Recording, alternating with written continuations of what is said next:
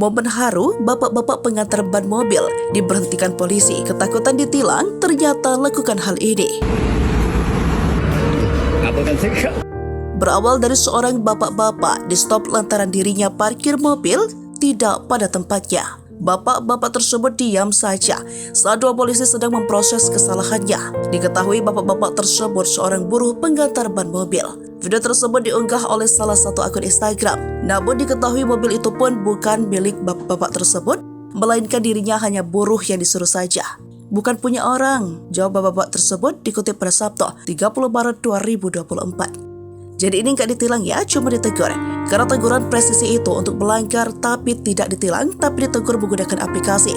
Jadi kita menginput data dari KTP, SIM maupun STNK, ujar polisi bernama Budiman tersebut.